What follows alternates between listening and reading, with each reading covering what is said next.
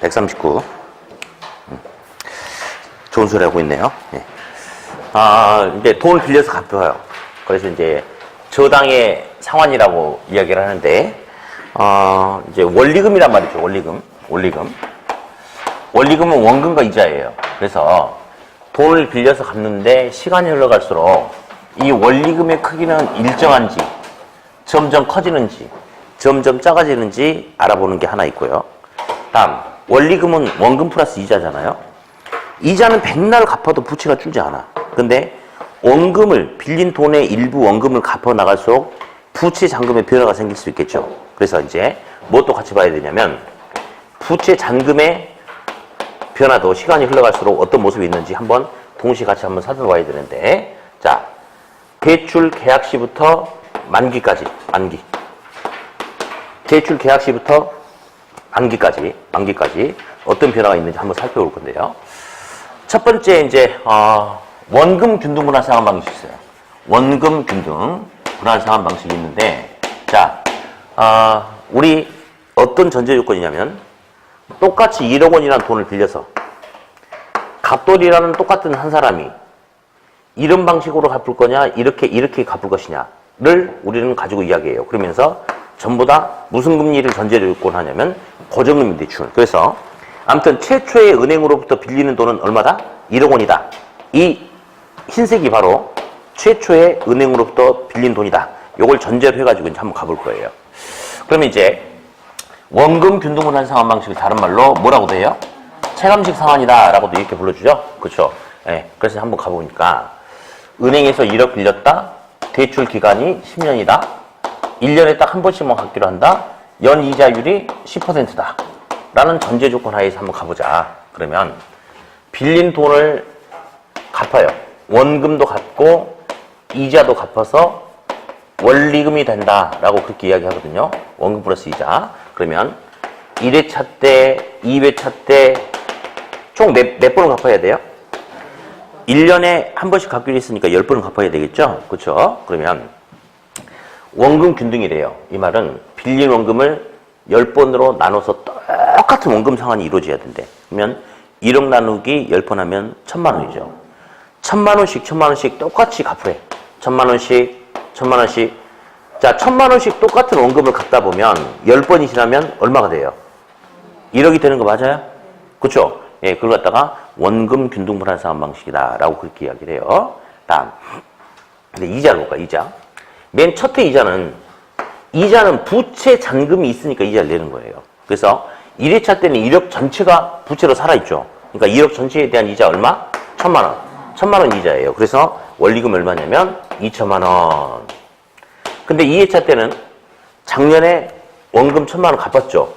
그러면 2회차 때는 부채가 이제 1억이 남는 게 아니고 9천 남았지 않습니까?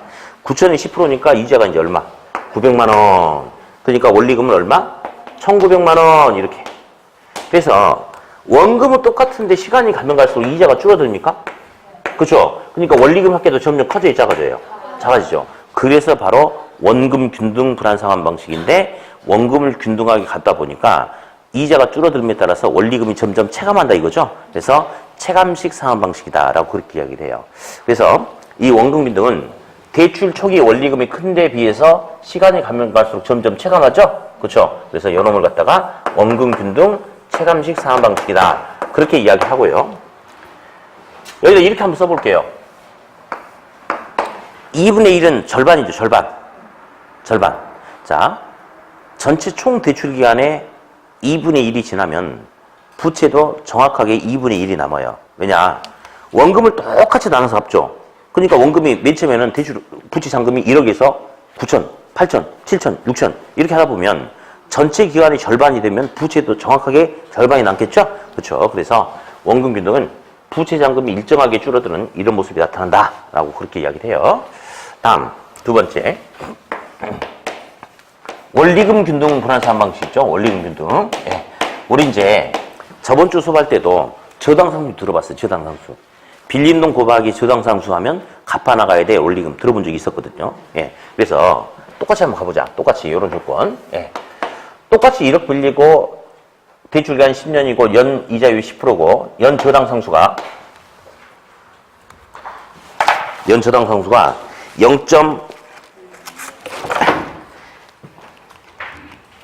0.1627이라고 이렇게 해놓고 한번 풀어보자. 그러면 어디 1회차 때 원리금 계산 한번 해보자. 원리금이란 것은요, 빌린 돈 곱하기 저당상수 하면 돼. 그래서 빌린 돈 1억이죠? 저당상수 0.1627이죠? 그러면 곱하니까 얼마가 되냐면 1627만 원이 돼. 자, 이 1627만 원의 이름이 뭐예요? 원리금이요. 원리금. 예. 근데 이 방식은 있잖아요. 원리금 균등분할 상환 방식이에요. 그래서 이제 이 표를 한번 그려보면, 이제 그림을 그려보면, 대출 계약 시부터 만기까지 계속해서 은행에 1627만 원의 원리금을 계속해서 갚는 거예요. 그래서 처음부터 끝까지 원리금이 똑같다 해서 원리금 균등 분할 상환 방식 그렇게 이야기하거든요. 근데 이제 우리 1회차 때 원리금 중에서 이자가 얼마인지 원금이 얼마인지 갈라보자. 그러면 원리금에서 원금이 얼마냐 이걸 계산하는 문제도 출제가 된 적이 있어요. 그러면 원리금에서 뭐 빼면 되겠어? 이자를 빼면 원금이 되는 거 아니에요? 우리 이자 해볼래? 이자는 1억 곱하기 딱 뭐만 갖다 붙이면 돼. 이자율만 갖다 붙이면 돼요. 그러니까 원리금을 알아볼 때는 1억 곱하기 저당상수를 해야 돼요. 근데 이자만 알아보려면 1억 곱하기 이자율 10% 0.1만 갖다 붙이면 됩니다. 그죠? 그러면 1억 원의 10% 이자는 얼마예요? 1,000만 원이에요. 1,000만 원은 이자죠. 이자. 그러면 1627에서 1,000만 원 빼니까 나머지가 원금 아닌가요? 원금 얼마예요? 627만 원이죠? 그쵸? 자, 그러면 요 사업 방식은 처음부터 끝까지 원리금이 똑같다고 그랬죠? 근데 1회차 때는 이 1627만 원 중에 무려 1,000만 원이 뭐죠? 이자죠, 이자. 그리고 나머지 요 부분이 원금이죠? 그렇죠? 근데 원리금은 똑같지만 시간이 흘러갈수록 부채 잔금이 점점 줄어들지 않겠어요? 그럼 이자가 차지하는 비중은 점점 커질까 작아질까? 작아지고 갚아나가야 될 원금이 점점 이렇게 늘어나는 이런 구조가 나타난다라고 배운 적이 있었죠? 자, 일단은 원리금 균등과 원금 균등을 한번 봤어요. 근데 막둥이가 또 하나 있긴 있어. 막둥이가. 일단은 원리금 균등은 처음부터 끝까지 원리금이 똑같은 거죠, 이게? 그쵸? 이게 원리금 균등이야. 원리금 균등. 근데 이제 여기서 원리금 균등은 원리금을 똑같이 갚긴 한데 초반에는 이자 중심이잖아요. 그러니까 부채가 팍팍 줄어 안 줄어? 초반에 부채가 조금밖에 안 줄어요. 그러다가 어느 정도 시점이 되면 부채가 이렇게 많이 줄어드는 이런 구조를 띄고 있거든요. 자, 그러면서 근데 우리 막둥이 요거 누구죠? 이거? 처음에 좀 갖다 점점 많이 갚는 거?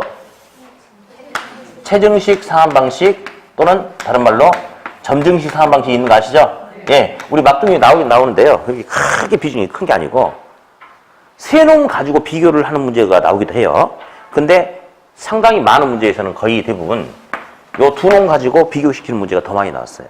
그래서 저 막둥이 놔두고 두 놈 가지고 먼저 정리 좀 합시다. 두 놈 비교시키는 거 가지고 어디 뭐 이제 가장 많이 뜨는 질문 중에 대출 초기에는 둘 중에 누가 원리금 개인의 소득 대비 부채 상환 원리금이 더 크냐 뭐 이거 물어봐. 누구겠어요?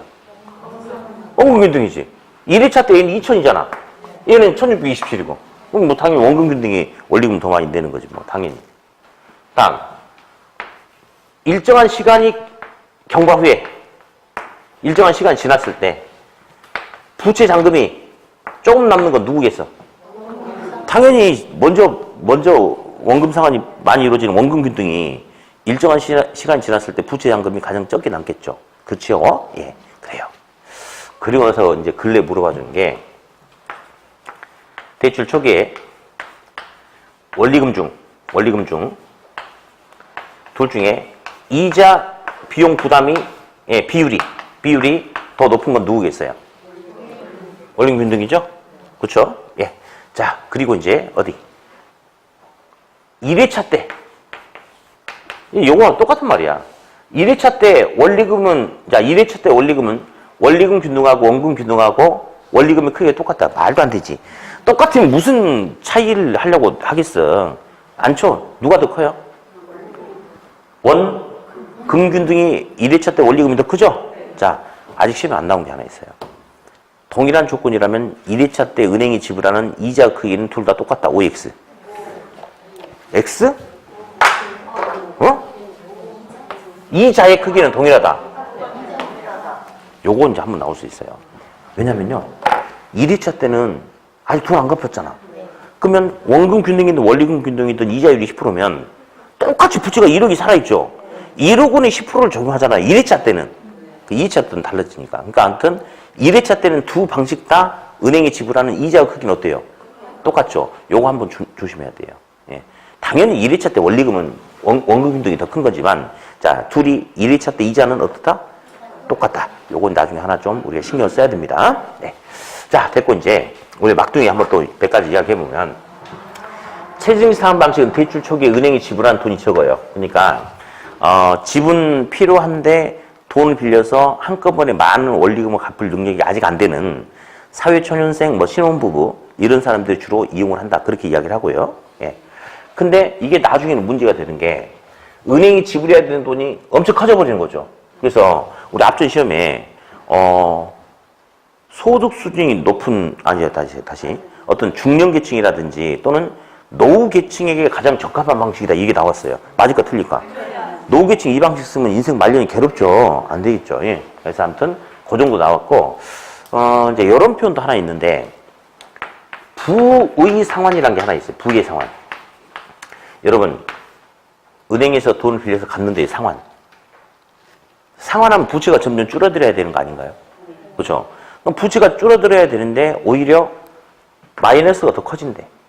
우리 그 마이너스 통장 생각하시면 되는데 마이너스 통장을 만들어가지고 맞다. 그 이제 제가 어제 수업하면서 그랬죠. 우리 그 이제 8월이라든지 한 9월달 정도에 이제 정부의 강력한 부동산 DTI 가지고 이제 뭔가를 만들어낸다고 그랬죠. 거기에 보면요. 이제 신용카드 할부 끈 것도 다 부채로 잡히고요. 마이너스 통장 만든 거 있죠. 그런 것까지 전부 다 부채로 다 집어넣어가지고 이제 나중에 하는 겁니다. 그게. 아무튼 마이너스 통장 만들어서 3천만 원 빼다 썼어요. 그럼 통장에 마이너스 3천만 원 찍혀 있죠. 제가 미국으로 출장 때문에 한 8개월 나갔다가 들어왔어. 깜빡했어요. 나중에 통장 찍어봤더니 마이너스 4천만 원 될 수도 있습니까? 그럴 수도 있죠. 그걸 갖다 이제 부의상환이라고 그래요. 왜 그러냐면 대출 초기에 은행에 지불하는 돈이 너무 적어서 정상적인 이자에도 못 미치는 금액을 지불한대. 예를 들어서 은행에서 1억 빌리면 1억 빌리면요. 매달 이자만 해도 한 40만 원 정도 된다고 가정을 할게요. 근데 체증상환 방식은 초기에는 원금도 갚고 이자도 갚긴 갚아요. 근데 원금으로 15만 원 갚고 이자 10만 원 갚아. 그럼 원금 15만 원 갚는 만큼 부채가 쭉이 줄어요. 근데 문제는 뭐냐면 한 달에 이자를 40만 원씩 내야 되는데 10만 원밖에 못 내고 있죠. 그러면 15만 원씩 원금 상환이 이루어지고 있지만 이자가 30만 원 부족하죠? 30만 원씩 부채가 커져버리는 거야. 결국 따져보면 시간이 가면 갈수록 초기에는 이자를 못 내니까 부채가 점점 커진다 이거지. 그걸 갖다 이제 부의상환이라고 그래요. 그래서 이 점주기 상환 방식은 대출 초기에 돈 빌리고 나서 최초에 돈 빌린 게 이제 흰색이잖아요. 일정 기간 동안에는 부채 잔금이 오히려 흰색보다 더 커버리는 이런 문제가 생길 수 있어요, 없어요? 있죠. 이걸 갖다 이제 부의상환이다 그렇게 이야기를 해요. 그 정도만 보시면 되겠다 이렇게. 네. 그래서 아무튼 요 내용들 쭉 한번 잘 읽어보세요. 네. 그리고 이제 어디를 넘어가냐면 143페이지 좀 볼게요.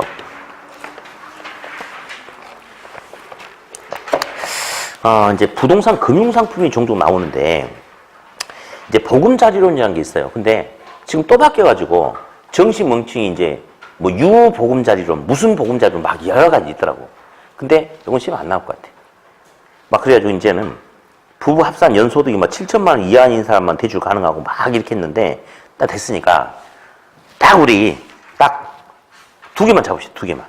여기 책에다는 제가 원래는 그 중간 6억이라는 소리 있죠. 이것도 원래 9억 초과는 안 되는데 이제 6억으로 또 낮추고 자꾸 바뀌는데 됐고 딱 두 가지 잡읍시다. 보금자리로는 고정금리다, 변동금리다. 고정금리다, 하나. 다음, 뭐 연소득 이런 거 하지 마. 대출 기간은 최저 몇 년이다. 10년 딱 두 개만. 그 두 분만 가지고도 시험에 여러 번 나왔었거든요. 아무튼, 나머지 내용은 아마 이번에 후반기에 또다시 뭔가 또 바뀔 거야, 아마. 이게. 그러니까, 그러나 바뀌지 않는 건 있어. 고정금리. 최저 10년. 이건 바뀌지 않아. 그러니까, 자, 다시 한번. 보금자리로는 최저 몇 년? 10년. 무슨 금리? 고정금리. 끝. 이렇게. 네. 다음. 저는 또 이제 어떤 생각을 했냐면, 내 집 마련 디딤돌 대출, 요것도 한 번쯤은 건드려주지 않을까, 막 이런 생각을 좀 했었어요. 근데 이것도 분위기가 보니까 전반적으로 다 이제 하반기에 다 쪼는 분위기죠. 쪼이는 분위기잖아요. 그러니까 아마 이것도 언급이 뭐 될 가능성이 극히 좀 낮아져 버리지 않을까, 그런 생각이 돼요. 그러나 이 책은 대통령 선거 이전에 쓴 책이기 때문에 아무튼 예측을 했으나 지금 분위기가 보니까 그런 분위기가 아닌 것 같아. 냅둬버려, 그냥. 근데 대신에 용어만 이해를 해보자. 디딤돌이 뭔지 알아요? 뭐 받고 올라가는 거잖아. 그러면 집 마련하는데 대출을 받는데 디딤돌을 깔아주겠대. 그럼 우리가 이제 이 세부 내용 보지 않더라도 일반적인 사람은 스스로 올라가게끔 하는데 디딤돌을 깔아주겠다는 것은 아마 보통 사람보다 소득수준이 조금 더 낮은 사람들한테 뭔가 우대해주겠다, 좀 이렇게 깎아주겠다, 뭐 이런 개념 아닐까? 그죠? 그 정도 개념만 딱 생각하고 넘어가 버렸어요. 다음, 주택연금.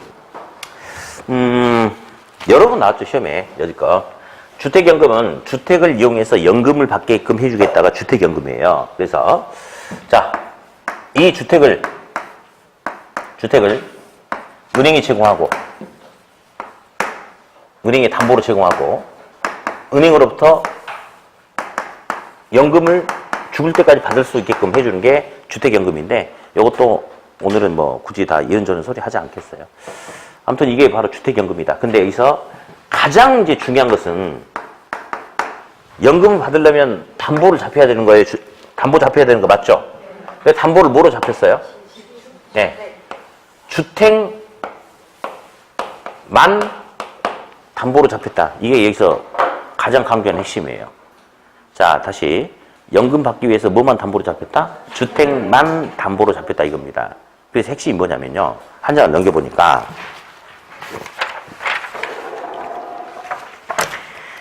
자, 양가로 4번 있죠? 채무부담한도 보이십니까? 예, 채무부담한도. 자, 볼게요. 할아버지가 60세부터 연금을 받아요. 그래가지고 이제 원래 이 그 연금이 설계될 때 당시에는 한 85세 정도, 이게 그러니까 사실 이제 이 주택연금 가지고 어떤 분이 논문을 쓰셔가지고 대학 교수가 되신 분이 계세요. 근데 그분이 이제 이제 40, 이제 저 우리 학교 선배인데 그분이 40 후반에 이제 그 박사 논문을 써야 되는데 그 당시에 우리나라에 이제 주택연금이 안 들어왔으니까 일본하고 미국에 이제 그 책 번역해갖고 그냥 쓴 거죠. 그냥 소개 차원에서 쓴 거야. 근데 이제 아직 우리나라에는 그게 없으니까 그래서 이제 보건복지부에서 오라고 그랬대요. 그래가지고 이거에 대해 설명을 좀 해달라고 그랬대. 그래서 이제 설명을 해준 거야. 그러니까 괜찮을 것 같은 거지. 그래가지고 그렇게 해가지고 그것 때문에 맨날 강의하러 다니고. 그러니까 이제 그런 논문이 하나도 없었어, 우리나라에. 근데 그분이 또 거기에 대해서 전문가냐, 그건 아닌데 번역해가지고 이제 하다 보니까 좀 알았잖아요. 그래가지고 그 강의하러 다니면서 이제 그래가지고 이제 대학 교수로, 전임 교수로 이제 정말 늦은 나이에, 완전 늦은 나이에 되고 그렇게 했는데, 그래서 아무튼 이게 나왔는데요. 이게 맨 처음에 설계 당시에는 85세, 그러니까 이제 어르신들이 이제 사망하실 때, 자연사 하실 때 평균적으로 일찍 돌아가신 분도 있고 늦게 돌아가신 분도 있잖아요. 근데 일반적으로 한 85세라고 딱 이렇게 생각하고 연금 설계를 했어요. 그래서 맨 처음에는 거의 한 3억짜리 주택 맡기면 거의 70만 원 넘었거든요. 근데 지금은 이제 이제 변동금리 적용하니까 한 62, 3만 원 정도 이렇게 되더라고요, 이렇게. 근데 이제 문제는 뭐냐면 이게 나중에 국가에 큰 짐이 될 거예요.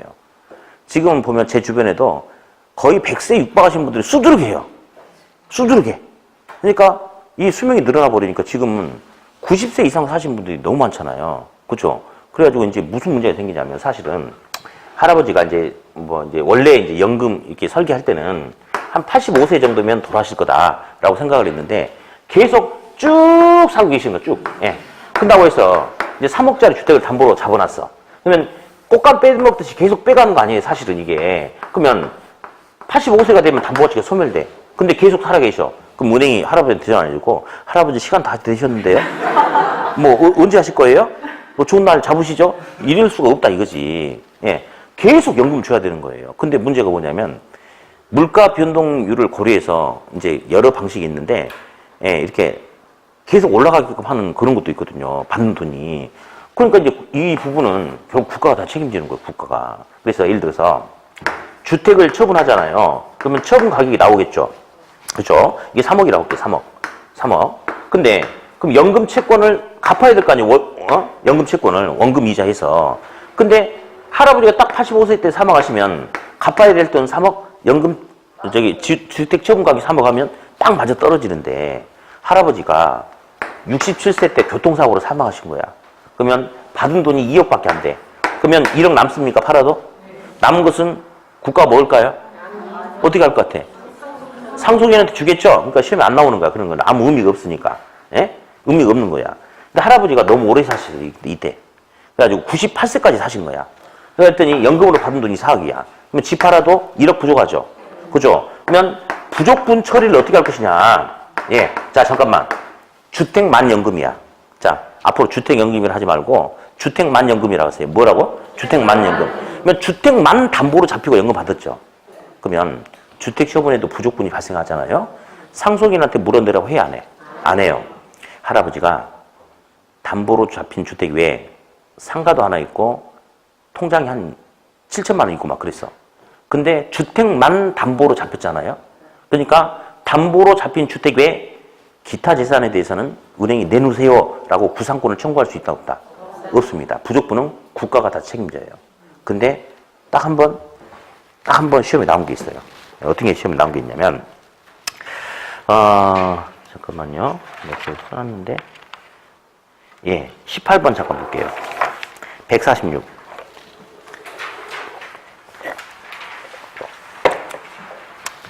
18번. 항상 동그라미 쳐봐요, 일단. 항상. 네, 18번에 두 번째 줄에 항상이란 말이 있을 거예요. 동그라미 치시라고요. 내려가서 도와드릴까요? 했어요? 자, 읽어볼게요. 주택의 처분 가격으로 연금 채권을 상환함에 있어서 부족분이 발생하더라도 담보주택의 처분 가격에만 한정한다면 맞거든요. 근데 항상이라고 동그라미 치라고 그랬죠? 항상이란 말이 들어가면 틀려요. 딱 한 번 나왔는데 왜 그러냐면요. 정상적인 상황에서 할아버지가 오래 사셔가지고 주택 판 가격 가지고 연금 채권 상환하는데 부족분이 발생하면 물어내라고 안 해요. 정상적으로는. 근데 비정상적인 게 있는데 이제 제가 책에 써놓긴 써놨는데 읽지 마세요. 읽을 필요는 없고 그냥 써놓은 것 뿐이고. 근데 비정상적인 상황에서 주택 처분 가격으로 연금 채권을 상환하지 못하는 상황이 생길 수 있어요. 할아버지가 원래 연금 채권을 갚아야 될 돈이 3억이에요. 집 팔아도 3억 나오거든요. 그거 안 부족하거든. 근데 할아버지가 엊그저께 동네 할머니랑 바람이 났어. 그래서 자기 할머니한테 걸려가지고 막 둘이 싸움 나가지고 할아버지가 이제 내 이놈의 집구석에 안 산다 해가지고 막 도끼로 자기 집을 찍어버린 거야, 이렇게. 공이나 중과실에 의해서 주택을 훼손시켜가지고 정상적으로 팔면 3억이지만 그런 이유 때문에 팔면 2억이 됐다. 그래서 부족분이 발생할 수 있죠. 그런 부분을 메꿔 넣어야 되는 거예요. 할아버지가 조세, 세금을 안 낸 게 1억이 있었어. 그리고 할아버지가 공장하다가 직원들 월급 안 준 게 1억이 있었어. 조세 채권, 임금 채권 1억 있잖아요. 그러면 집 팔자마자 바로 거기서 우선적으로 빼가버린 거 아시죠?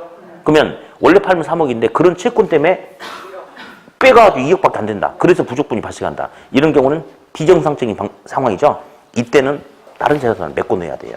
다른 재산을 뭐. 그러니까 다시 그냥 보통의 그러니까 그 책 내용을 읽을 필요는 없고 보통 일반적인 상황에서는 할아버지가 너무 오래 사셔가지고 주택 처분 가격으로 연금 채권을 상환하는데 부족분이 발생한다 하더라도 메꿔 넣으라고 한다, 안 한다? 안 한다. 그러나 예외가 있다. 비정상적인 상황이 생겨서 만약에 그런 상황이 만들어진다면 다른 재산으로 메꿔 넣어야 된다는 거. 그 정도만 대충 알아두셔야 돼요. 그래서 지금 18번은 틀렸죠? 항상 동그라미 쳤죠? 항상이 빠지면 맞고 A가 있기 때문에 항상 들어가면 틀린다는 거. 그게 과거에 시험에 한번 나온 적이 있었다. 그 정도만 알아두시면 돼요. 그 정도만. 예. 근데 이제 주변에 주택연금 혹시 이용하고 계신 분 계세요? 근데 이게 이제 나중에 이제 가입자가 되게 많이 늘어났어요. 그러니까 이제 옛날하고 지금 인식이 많이 바뀌었죠. 옛날 어르신들은, 호랑이는 죽어서 가죽을 남기고, 사람은 죽어서 아들한테 아파트 하나 줘야 된다. 이런 생각을 갖고 있어서 이걸 이용을 안 하는데, 이게 되게 좋은 게, 부부 내외간에 살고 있다가 계속 연금 받는 거예요. 죽을 때까지 살면서. 근데 할아버지가 먼저 돌아가셨어. 그럼 소유권은 할머니 앞으로 상속등기 해놓고 할머니가 돌아가실 때까지 계속해서 연금을 받는 거예요. 그러니까 자기가 살면서 자녀들한테 큰 부담 안 주고 그냥 계속 살 수 있는 거잖아요. 안정적으로. 그래서 많이 이용하고 있는데 이건 이제 그 올 하반기 때 대수술할 거예요. 이거. 그래가지고 기존 가입자들은 그냥 소급적이 안 되고 그대로 가는 거예요. 그대로 가고 새롭게 가입한 사람들은 이제 아마 가입 조건 자체가 연소득 얼마 이하로 한다든지 또는 받을 수 있는 돈을 어떻게 한다든지 좀 이래요. 그래서 주변에 이렇게 하실 분들이 있으면 빨리 알아봐가지고 지금 하시는 게 좋아요. 어르신들한테 굉장히 좋은 어떤 복지 금융의 성격을 띠고 있거든요. 그래서 아무튼 하고 나중에 이거 없앨 수도 있어요. 왜냐면 이게 나중에는 인간 수명이 엄청 늘어날 거거든요. 그러니까 이제 뭐 아무튼 여기 이제 사회적으로 큰 국가 어떤 재정에 큰 문제가 짐이 될 수 있거든요. 그래가지고 기존에 했던 사람들만 끝까지 가는 거예요. 우리 국민연금도 초반에 저도 참 그래요. 저도 이제 그 어머니 아버지 그 가을 때 가장 낮은 걸 해줬거든요. 근데 전 너무 안타깝지. 지금. 그러니까 저도 이제 그런 데 관심도 별로 없었고 뭐 한 달에 뭐 10만 원 받든 20만 원 나오든 그게 뭐가 중요하냐 이런 생각을 해버리고 그냥 전 최소거로 해줬는데 지금 생각해 보면 좀 센 거 해줬으면 얼마나 좋았을까 그런 생각이 들어요. 그러니까 아무튼 이것도 그렇게 활용하시고요. 근데 이게 사실은 굉장히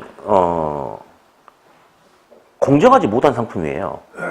왜냐면 가진 사람한테만 혜택을 주는 거예요. 근데 그 아버지가 나주 사시고 계시는데 우리 그 시골 가보면요 3천만 원짜리 집도 많아요. 저 산 밑에 뭐 기아집 진짜 있어. 투자하실래요? 하고 싶어요? 그래. 그러면 좀 이따 와가지고 3천만 원짜리 내 집 사줄게. 수수료 100만 원만 먹을게요. 그래서 내가 사줄게. 많아. 네, 엄청 많아요. 네. 근데 3억짜리 집은 62만 원 나와요. 3천만 원짜리 주택 담보로 잡히면 얼마 나올까요? 6만 원이죠. 담배 10값, 15값 가격도 안 돼버린 거예요. 그러니까 시골 어르신들한테는 실질적인 도움 자체가 안 돼버립니다.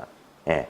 가진 자들만을 위한 어떤, 제가 이제 수업 시간에 그 소리를 한번 했어요. 그랬더니 교수님이 저한테 공산주의적 사고방식을 가지고 있다고 웃으면서 하더라고. 아무튼 그래. 그래서 이제 요걸 보고 있잖아요. 한국농어촌 공사에서 이제 또, 그럼 우리도 그럼 뭘 하나 만들자. 그러니까 이제 그러니까 이게 그 공무원들이 뭔가, 이익이 생기든 그렇지 않든 일거리를 만들어야 되는 거예요. 그래야지, 그 조직이 존재할 수 있는 거지. 일거리가 없으면 저거 뭐 쓰잘데없는 조직이나 하고 강등 이렇게 지위를 낮춰버리고 그러거든요. 그러니까 이제 농어촌 공사에서 그럼 우리도 농지연금 만들자 해가지고 했는데 이거 아직 시험에 안 나왔거든요. 나올 수도 있을 것 같아요. 나올 수도. 그래서 농지연금이 저는 작년에 한번 나올까 했는데 아직 안 나왔어. 근데 나올 수도 있어요. 그래서 144페이지를 보니까요.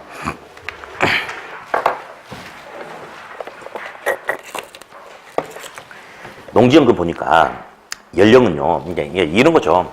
시골은 솔직히 이제 요즘에 이제 시골도 수도권 시골하고 정말 저기 지방 시골하고 다르다니까.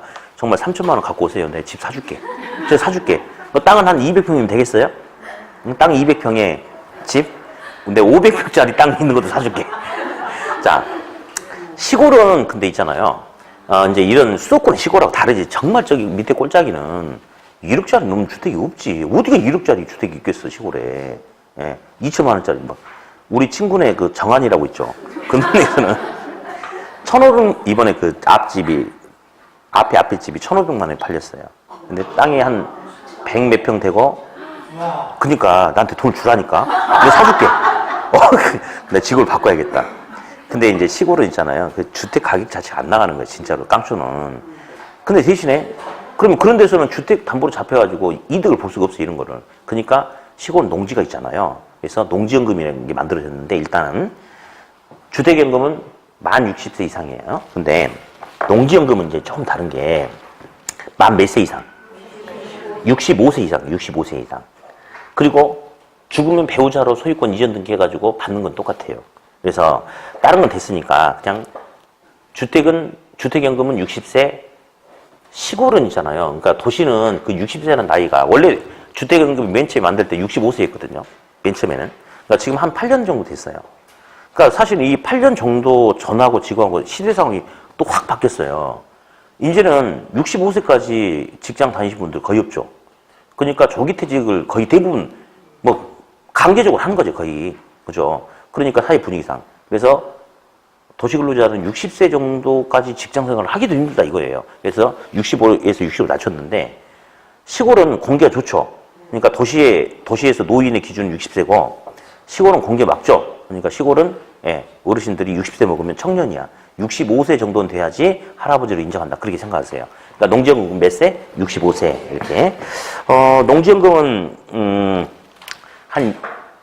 공시지가로 하거든요. 한 2억 정도 되는 농지 담보로 잡히면 한 달에 한 65만 원 정도 그 정도 나와요. 그래서 암튼 이제 근데 농지연금은 안 좋아요. 왜냐면 땅은 결국 오르게 돼 있는 거 아니에요. 땅은. 그렇죠? 그러니까 주택은 이제 아무튼 그렇게 하시고 아버지 땅 가지고 농지연금 하려고 하면 못 하게 하세요. 그래 나중에 바다에 땅값 많이 오르면 큰일 나잖아. 그러니까 주택연금만 이용하라고 하세요. 네. 아무튼 주택연금 몇 세? 60세. 농지연금은 65세 끝. 그렇게. 자, 이제 147페이지 보니까 저당의 유동화와 부동산 증권이 나와요. 이건 이제 대단히 중요하니까 좀 이따 할 거고, 일단 151페이지 먼저 프로젝트 파이낸싱 한 조각 먼저 끝냅시다, 우리.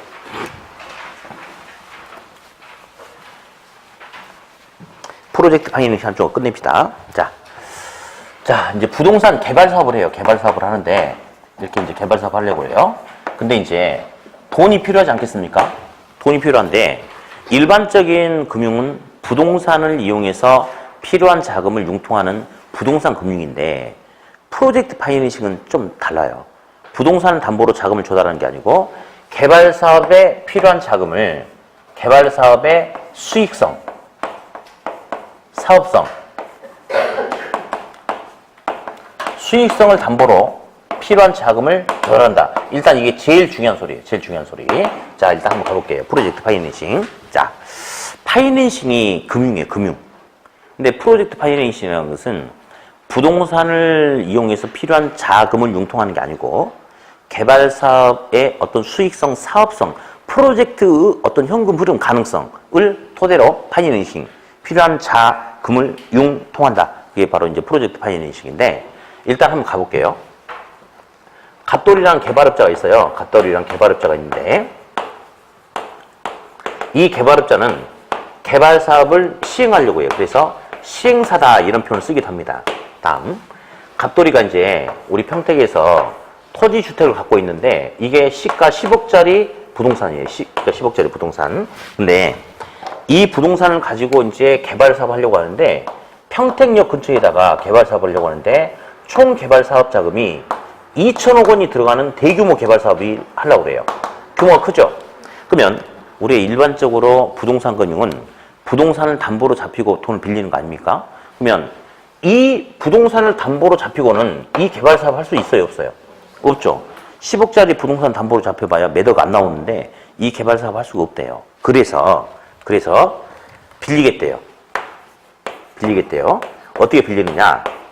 은행에 가겠대요, 은행에. 그래가지고 은행 가가지고 이 개발 사업을 가지고 은행에 가요. 그래서 은행한테 타당성 검토해달라고 그래. 이 개발 사업하면 엄청 많은 수익성이 있다. 그래서 이 수익성을 담보로 해가지고 검토 좀 해달라 했더니 은행에서 보니까 정말 타당성이 있는 거예요. 그래서 오케이 해가지고, 은행이 오케이 해가지고, 개발 사업에 필요한 자금, 돈을 대준대요. 일단은 이게 바로 프로젝트 파이낸싱이다. 보니까 프로젝트 파이낸싱에서는 오답이 가끔 나왔는데, 부동산을 담보로 개발 사업에 필요한 자금을 조달한다 하면 돼요, 안 돼요? 안 돼요. 뭘 담보로? 개발 사업의 수익성, 사업성을 담보로 자금을 융통한다. 일단 이게 가장 중요하고요. 다음, 여기서 개발업자를 개발 사업을 시행한다 해서 시행사라고 그래요. 돈을 빌려서 하는 거죠? 차입자라고 돼요. 다음에 은행 있죠, 은행. 은행이 대출자죠? 대출자. 또 하나 있어요. 신디케이트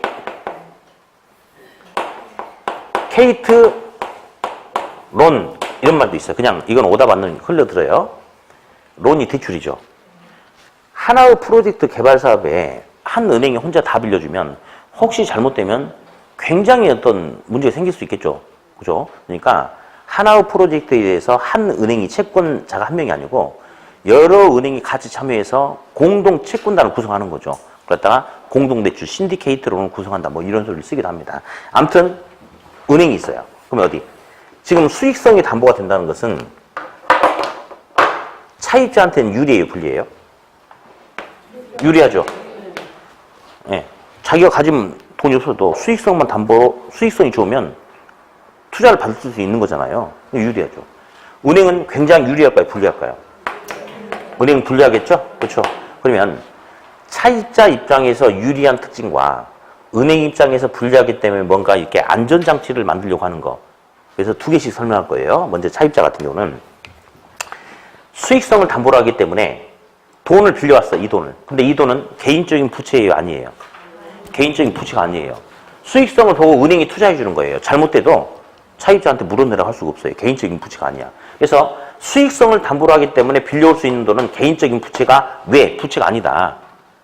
그러니까 수익성만 좋으면 더 많은 자금을 융통할 수 있는 효과를 얻을 수 있대요. 그래서 부의 금융효과라는 것은 개발사업가 개인적인 부채가 아니고 부동산을 담보로 맡기고 돈 빌리는 게 아니니까 사업의 수익성만 좋으면 훨씬 더 많은 돈을 빌려올 수 있다.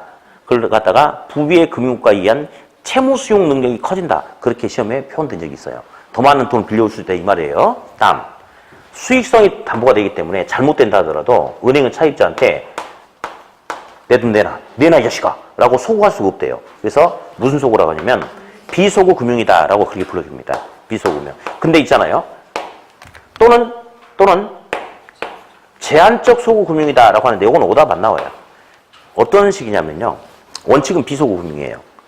근데 제한적 소구금융이라는 것은 약정에 의해서 그러니까 차입자가 보니까 내 은행인데 토지가 있는데 토지가 있잖아요.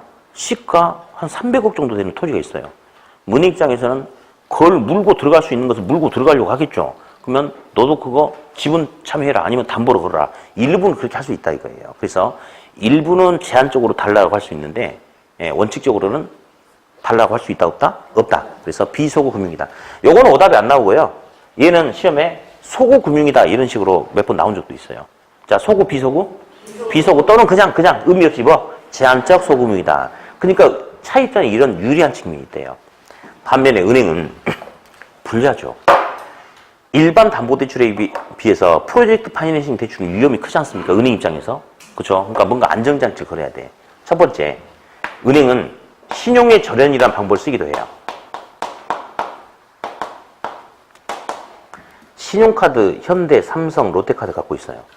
근데 그 중에 한 군데에서만 연체해도 다 카드 못 쓰는 거 아시죠? 다 신용 정보를 이놈들이 공유를 해버리거든요. 예. 그러니까 그렇게 된단 말이야. 신용이 연결돼 있거든. 근데 신용에 연결된 것을 잘라버리겠대. 잘라버리겠대요. 연대 책임 없게 잘라버리겠대. 뭐냐면 갑돌이가 지금 평택역 앞에서 이 개발 사업을 하려고 하는데 갑돌이가 사실은 오산하고 동탄하고 이런 데다 개발 사업 벌려놓고 있어요 지금. 예. 그러니까 이제 이 은행 입장에서는 이 자체는 괜찮은데 다른 데다 벌려놓고 있는 개발 사업에서 부도가 나버린다면 그로부터 영향을 받으면 위험이 크잖아요. 그러니까 어떻게 하느냐. 아예 독립적인 법인은 건설회사를 만들려고 한대요. 그래서 평택개발 주식회사라는 회사를 만들도록 이렇게 하는 거야. 그래가지고 이렇게 독립적인 법인을 만들어 놓으면 여기서 이 개발 사업을 진행한대요. 혹시 딴 데서 부도가 나도 여기까지 연결이 돼야 안 돼. 연결 안 되죠? 그래서 신용 연결된 것을 잘라가지고 안전하게 하려고 한대. 그래서 독립적인 법인 설립을 요구한다. 그렇게 이야기를 해요. 다음 두 번째, 돈도 직접 주면 안 돼요. 직접 주면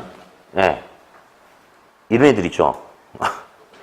보고서만 타당성 보고서만 잘 만들어가지고 딱 갖다 놓고 돈 나오면 먹고 튀어버리면 어떻게 하냐 이거지. 그죠? 예. 그러니까 어떻게 하느냐. 별도의 통장을 이렇게 만들어요. 별도의 통장을. 예, 통장을 만들어요. 예.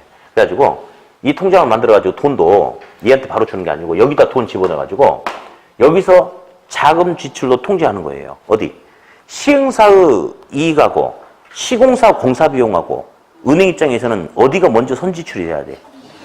당연히 시행사 이익이 중요한 게 아니고 시공사가 돈을 제대로 받고 원래 계획대로 공사가 착착착 진행이 돼야지 분양해서 빌려준 돈을 회수할 수 있을 거 아니에요. 그러니까 이런 통장을 별도로 만드는 거예요. 이 통장을 뭐라고 하냐면 에스크로우 계정이라고 그래요.